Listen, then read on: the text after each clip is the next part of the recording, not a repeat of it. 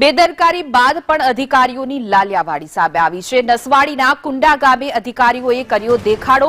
ગઈકાલે રસ્તાના અભાવે પ્રસૂતાને નવજાત ગુમાવ્યું પડ્યું હતું। પ્રસૂતાને 1 કિલોમીટર સુધી ઉંચકીને લઈ જવાઈ હતી। ખરાબ રોડને કારણે 108 એમ્બ્યુલન્સ નહોતી પહોંચી। R&Bના અધિકારીઓ માત્ર ફોટો લઈ રવાના થયા। ગઢબોરિયા CHCમાં મૃત બાળકને જન્મ આપ્યો હતો, ત્યારબાદ બેદરકારી સામે જોવા મળી હતી। છોટાઉદેપુર નસવાડીની આ ઘટના કે કુંડાના નોલિયાબારી ફળિયાની આ ઘટના છે। વધુ વિગતો સાથે અમારા સંવાદદાતા ઇરફાન જોડાઈ ગયા છે। જે ઇરફાન, જે રીતે આ પ્રસૂતા બાળક ગુમાવવો પડ્યો હતો, ત્યારબાદ કાર્યવાહીના નામે મીંડું છે, ખાલી અધિકારીઓ ફોટા પાડીને જતા રહ્યા।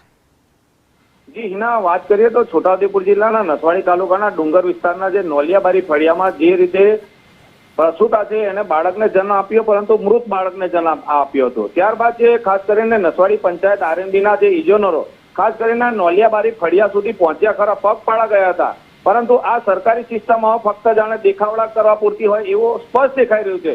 સ્થાનિકોના જણાવ્યા મુજબ કે ભાઈ આ જે અધિકારીઓ છે ગઈકાલે સાંજના આયા હતા ખરા, પગપાળા આવ્યા હતા, પરંતુ આયા પછી ફક્ત ઉભા રહીને 1-2 ફોટા લઈને ત્યાંથી રવાના થઈ ગયા। આજે 6 કરોડ રૂપિયાની દરખાસ્ત કરી છે, છતાં રસ્તો આજ દિન સુધી બનાવ્યો નથી। જી ઇરફાન, આપણી સાથે માલજીભાઈ ડુંગરાભીલ જે સ્થાનિક છે તે આપણી સાથે જોડાઈ ગયા છે। જે માલજીભાઈ, સમગ્ર ઘટના કેટલા સમયથી આ પ્રકારના રોડ રસ્તા છે કે જ્યાં સુવિધા નથી, કેટલા સમયથી તમે રજૂઆત કરો છો?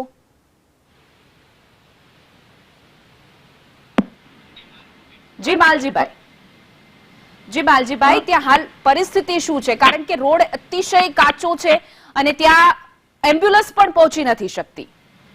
હા જી, અમારે અહીંયા કોઈ પ્રેગ્નેન્ટ મહિલા કે કોઈ બીમાર પડે તો અમારે પોતે લાકડાની જોડી બાંધીને એમને ઉચકીને અમારે 2-3 કિલોમીટર સુધી ઉચકીને લઈ જવા પડે છે।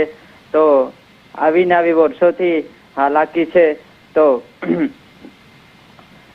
જે અમારું જે બાળક જન્મ્યું હતું પણ તે પણ મૃત હાલતમાં જન્મ્યું હતું। અમે જે મહિલા હતી એને અમે ઉચકીને લઈ ગયા હતા।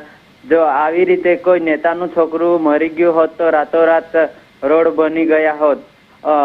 જે કાલે આપણે નસવાડીથી અધિકારી આવ્યા તો એ લોકો અહીંયા કુંડામાં ગાડી મૂકીને આ ઉપલા ફળિયામાં થતા આવ્યા હતા। એ લોકો પણ કોઈ ગામ વાળાને પૂછપરછ પણ નથી કરી અને ખાલી ફોટા પાડીને જતા રહ્યા છે। તો વારંવાર અમારે આવીને આવી હાલાકીનો સામનો કરવો પડે છે। જી માલજીભાઈ, તમે ત્યાંના કોઈ સ્થાનિક અધિકારીઓ છે કે પછી ત્યાંના ધારાસભ્ય કોઈને તમે રજૂઆત કરી છે? ગ્રામજનો દ્વારા રજૂઆત કરવામાં આવી છે અને જે ઘટના થઈ ત્યારબાદ અધિકારીઓ ફક્ત ફોટા પાડીને જતા રહ્યા? હા, ખાલી ફોટા પાડીને જતા રહ્યા। રજૂઆત તો વારંવાર અમે કરતા રહીએ છીએ, પણ વાયદા કરે છે, ખાલી કોઈ કશું કામ કરી આપતું નથી। અમે જાતે ત્રિકોમ પાવડા લઈને જે ખાડા ખબૂચિયા પડ્યા હોય એ પણ અમે જાતે પૂરીએ છીએ અને અમુક વાર તો અમે કાઠિયાવાડ જઈને મજૂરી કરી લાવીએ અને પોતાના પૈસે JCB મંગાવી બોલાવીને અમે અમારે જે કાચો રસ્તો એ પણ અમારી જાતે કરાવીએ છીએ। જી માલજીભાઈ, અમારી સાથે જોડાવા બદલ આપનો આભાર।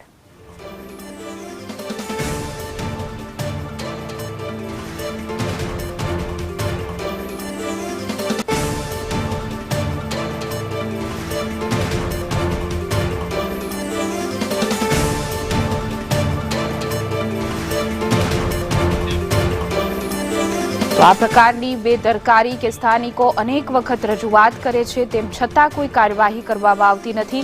ગઈકાલે પ્રસૂતાને જોડીમાં બાંધીને હોસ્પિટલ પહોંચાડવામાં આવી હતી, ત્યારબાદ તેને મૃત બાળકને જન્મ આપ્યો હતો। બેદરકારીની હદ થઈ ગઈ છે, કારણ કે રોડ રસ્તાઓ એકદમ ખખડધજ છે, એમ્બ્યુલન્સ પણ પહોંચી શકતી નથી।